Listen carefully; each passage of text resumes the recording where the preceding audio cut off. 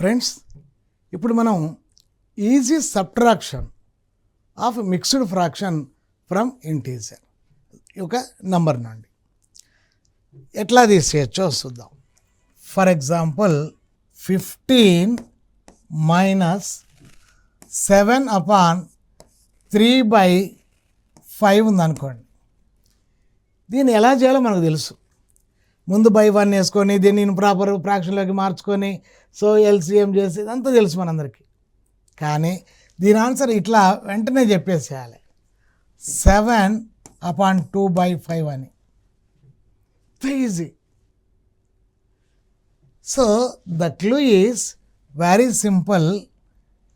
a minus b upon c by d is equal to a minus b minus 1 upon d minus c by d.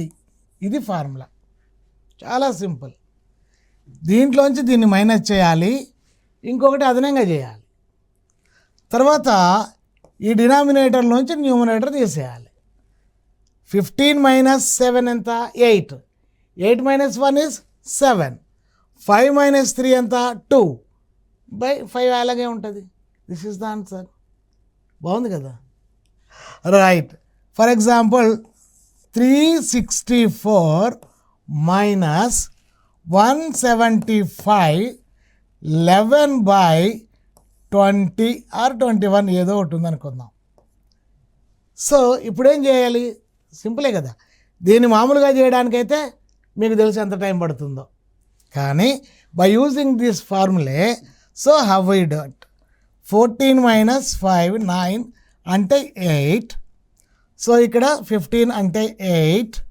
So 1. ఇది 9/11. దీంట్లోంచి దీన్ని తీసేసి -1 చేయడం, దీంట్లోంచి దీన్ని తీసేసి పైన రాయడం అయిపోయింది. చిన్న నెంబర్ వేస్తాను. 7 మైనస్ 2/1/2. ఆన్సర్